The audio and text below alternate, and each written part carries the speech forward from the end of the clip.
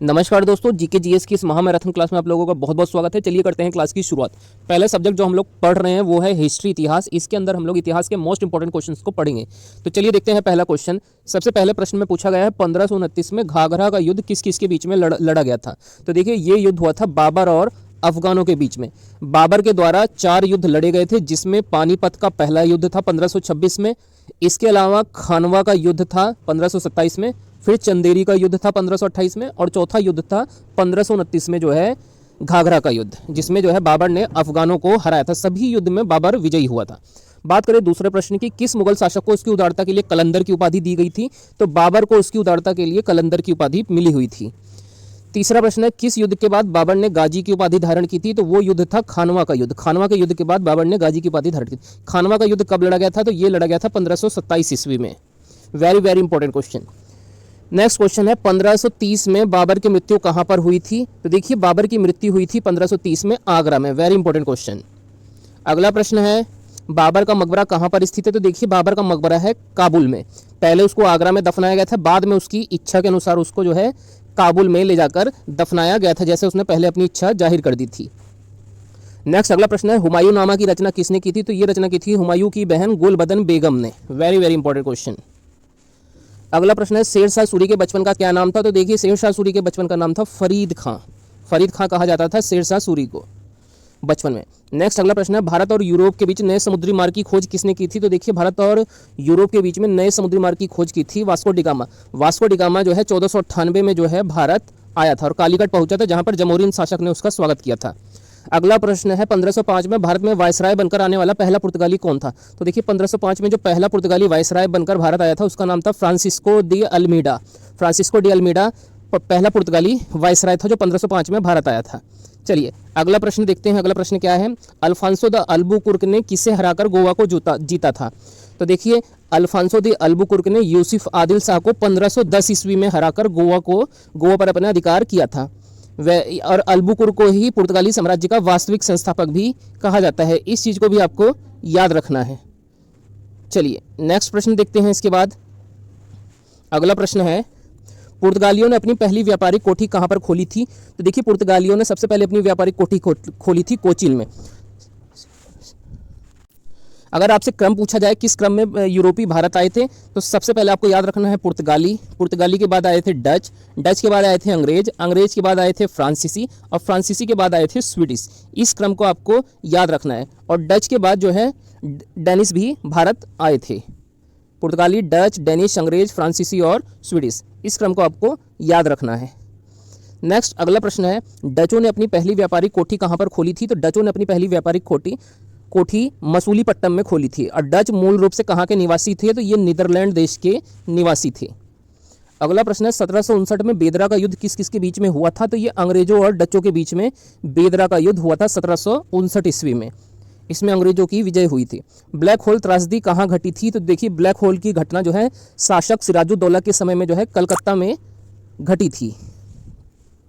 अगला प्रश्न है, प्लासी के युद्ध के समय बंगाल का नवाब कौन था। सिराजुद्दौला था। प्लासी का युद्ध कब लड़ा गया था। 1757 ईस्वी में।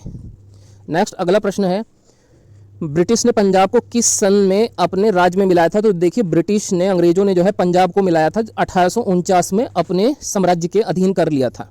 नेक्स्ट अगला प्रश्न है, अकबर के आरंभिक दिनों में उसका रीजेंट कौन था। तो उसका संरक्षक, रीजेंट का मतलब होता है संरक्षक। तो देखिए अकबर के शुरुआती दिनों में उसका जो संरक्षक था वो था Bairam Khan. Very very important question. देखिए ये हमने पढ़ लिए हैं इतिहास के कुछ मोस्ट इंपॉर्टेंट क्वेश्चन। अब हम लोग पढ़ेंगे भूगोल ज्योग्राफी के भी वेरी वेरी इंपॉर्टेंट क्वेश्चंस। पहला प्रश्न है, दक्षिण भारत की गंगा के नाम से किस नदी को जाना जाता है। तो ये नदी है कावेरी। कावेरी नदी को दक्षिण भारत की गंगा कहा जाता है। दूसरा प्रश्न है, कृष्णा नदी कहाँ से निकलती है। तो ये महाबलेश्वर की पहाड़ियों से निकलती है। महाबलेश्वर महाराष्ट्र से जो है कृष्णा नदी निकलती है। नेक्स्ट अगला प्रश्न है, तीसरा प्रश्न, कृष्णा नदी कहाँ गिरती है। तो देखिए कृष्णा नदी जो है बंगाल की खाड़ी में गिरती है जाकर। अगला प्रश्न है, पेन्नार बेसिन कहाँ स्थित है। तो देखिए पेन्नार जो बेसिन है ये कृष्णा और कावेरी नदी के बीच में स्थित है, पेन्नार बेसिन। महानदी कहाँ से निकलती है। तो ये छत्तीसगढ़ बेसिन से निकलती है। महानदी कहाँ से निकलती है, छत्तीसगढ़ बेसिन से।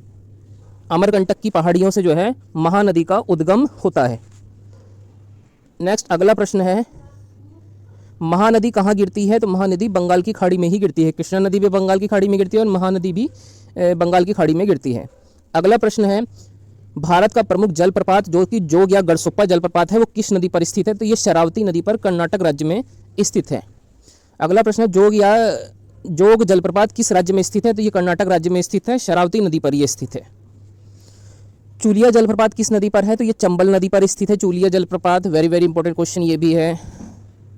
इसके अलावा जोग जलप्रपात का नया नाम क्या हो गया? तो इसका नया नाम हो गया है महात्मा गांधी जलप्रपात। एशिया का सबसे बड़ा जलप्रपात कौन सा है? हुंडरू जलप्रपात। यह स्वर्णरेखा नदी पर है, इस चीज़ को भी आपको याद रखना है। अगला प्रश्न है, चूलिया जलप्रपात किस राज्य में स्थित है? तो चूलिया जलप्रपात है मध्य प्रदेश राज्य में। शिव समुद्रम जलप्रपात किस नदी पर है? कावेरी नदी पर। Very very important question. Kakolat जलप्रपात किस राज्य में है? तो यह है बिहार में ककोलत जलप्रपात। नेक्स्ट अगला प्रश्न है, एशिया का सबसे बड़ा जलप्रपात हुंडरू जलप्रपात कहाँ है? तो यह स्वर्णरेखा नदी पर रांची के पास झारखंड में स्थित है हुंडरू जलप्रपात। एशिया का यह सबसे बड़ा जलप्रपात है। चित्रकूट जलप्रपात को किस अन्य नाम से जाना जाता है? तो देखिए, जो चित्रकूट जलप्रपात है इसको नियाग्रा जलप्रपात भी कहा जाता है। धुआंधार जलप्रपात किस नदी पर है? तो यह नर्मदा नदी पर स्थित है धुआंधार जलप्रपात। कपिलधारा जलप्रपात किस नदी पर है? तो यह नर्मदा नदी पर स्थित है। अगला प्रश्न है, शिव समुद्रम जलप्रपात किस राज्य में है? तो ये कर्नाटक राज्य में है कावेरी नदी पर। ये भी वेरी वेरी इंपॉर्टेंट क्वेश्चन। चलिए अब हम लोग जो है उत्तर प्रदेश सामान्य ज्ञान से जुड़े हुए कुछ मोस्ट इंपॉर्टेंट क्वेश्चंस को पढ़ेंगे। तो चलिए देखते हैं यूपी जीके से जुड़े हुए कुछ इंपॉर्टेंट क्वेश्चन। देखिए, बात करें उत्तर प्रदेश राज्य के गठन की, तो इसका गठन हुआ था 24 जनवरी 1950 को तथा राज्य का पुनर्गठन हुआ था 1 नवंबर 1956 को। उत्तर प्रदेश की अगर प्रशासनिक राजधानी की बात करें तो ये लखनऊ है, जबकि न्यायिक राजधानी इसकी जो है प्रयागराज है। और उत्तर प्रदेश का जो प्राचीन नाम था ये संयुक्त प्रांत, इसको हम यूनाइटेड प्रोविंस के नाम से भी जानते हैं। बात आगे करें कुछ और इंपॉर्टेंट पॉइंट्स की, तो देखिए उत्तर प्रदेश राज्य की स्थापना 1950 में हुई थी 24 जनवरी को। उत्तर प्रदेश राज्य की राजधानी लखनऊ है। राजधानी लखनऊ कब से बनी थी? 1921 से, और 1935 से ये पूर्ण रूप से राजधानी बनाई गई थी। उत्तर प्रदेश में कुल कितने जिले हैं? 75 जिले हैं यहाँ पर। लोकसभा की सीटें कितनी है उत्तर प्रदेश में? 80। और राज्यसभा की सीटें कितनी है? राज्यसभा की उत्तर प्रदेश में 31 सीटें हैं। Very very important point. Uttar Pradesh की राज्य की भाषा क्या है? हिंदी है, और साथ में उर्दू भी है। उर्दू को राज्य की भाषा कब बनाया गया था? 1989 में, और हिंदी 1947 में। इन दोनों पॉइंट को भी आपको याद रखना है। उत्तर प्रदेश का राजकीय पशु क्या है? बारहसिंगा। जबकि राष्ट्रीय पक्षी क्या है? सारस या क्रेन या क्रोच है। उत्तर प्रदेश का राष्ट्रीय वृक्ष अशोक है, जबकि राष्ट्रीय पुष्प जो है पलाश या टोन्स है। टोन्स या पलाश। उत्तर प्रदेश के कानपुर शहर को उत्तर भारत का मैनचेस्टर कहा जाता है। ये भी क्वेश्चन बहुत बहुत इंपॉर्टेंट है कि कानपुर शहर को उत्तर भारत का मैनचेस्टर कहा जाता है। उत्तर प्रदेश में प्रथम स्वतंत्रता संग्राम की शुरुआत 10 मई 1857 को मेरठ से हुई थी, बैरकपुर छावनी से मंगल पांडे के द्वारा। 10 मई 1857 लॉर्ड कैनिंग के शासनकाल में। उत्तर प्रदेश में अयोध्या नगर सरयू नदी के किनारे बसा है। अयोध्या शहर किस नदी पर स्थित है? सरयू नदी पर।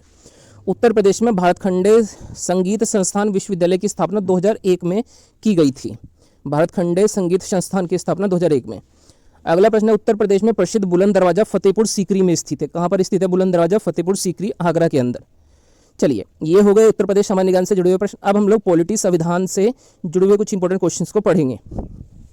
पहला क्वेश्चन है, उद्देश्य प्रस्ताव कब पारित किया गया था? तो ये 22 जनवरी 1947 को उद्देश्य प्रस्ताव को पारित किया गया था। उद्देश्य प्रस्ताव को किसने बनाया था? पंडित जवाहरलाल नेहरू ने, जो संविधान सभा की तीसरी बैठक हुई थी। दूसरा प्रश्न है, भारत में जनहित याचिका पब्लिक इंटरेस्ट लिटिगेशन का जनक किसे कहा जाता है? तो PN भगवती को जनहित याचिका का जनक कहा जाता है। अगला प्रश्न है, संविधान सभा के स्थायी अध्यक्ष कौन थे और कब बने थे? तो देखिए, संविधान सभा के स्थायी अध्यक्ष थे डॉक्टर राजेंद्र प्रसाद, और ये जो संविधान सभा की दूसरी बैठक थी 11 दिसंबर 1946 को, उसमें ये अध्यक्ष बने थे। चलिए अगला प्रश्न इसके बाद देखते हैं, संयुक्त उच्च न्यायालय की स्थापना किसके द्वारा की जाती है? तो देखिए, जो हाई कोर्ट की स्थापना है वो की जाती है संसद के द्वारा। प्रारूप समिति के अध्यक्ष कौन थे? डॉक्टर भीमराव अंबेडकर थे। संविधान सभा के उपाध्यक्ष कौन थे? HC मुखर्जी। ये भी बहुत बहुत इंपॉर्टेंट क्वेश्चन हो जाता है पेपर के लिए। कैबिनेट मिशन में संविधान सभा के सदस्यों की संख्या कितनी निर्धारित की थी? तो देखिए, कैबिनेट मिशन ने संविधान सभा में सदस्यों की संख्या निर्धारित की थी 389। संविधान संशोधन की प्रक्रिया कहाँ से ली गई है? तो दक्षिण अफ्रीका से लिया गया है संविधान संशोधन। संविधान के निर्माण के समय संविधान में कितनी अनुसूचियां थी? उस समय 8 थी, वर्तमान समय में 12 अनुसूचियां हैं। इसके बाद बात करें मौलिक कर्तव्य संविधान में किसकी अनुशंसा पर जोड़े गए थे? तो ये सरदार स्वर्ण सिंह समिति की अनुशंसा पर जो है मौलिक कर्तव्यों को शामिल किया गया था। वर्तमान समय में 11 मौलिक कर्तव्य हैं हमारे। अगला प्रश्न है 42वें संविधान संशोधन 1976 के द्वारा प्रस्तावना में कितने शब्द जोड़े गए? 3 शब्द जोड़े गए, समाजवादी, धर्मनिरपेक्ष और अखंडता, एकता और अखंडता। तो टोटल 3 शब्द जोड़े गए थे, समाजवादी, धर्मनिरपेक्ष और अखंडता। इस चीज़ को आपको याद रखना है।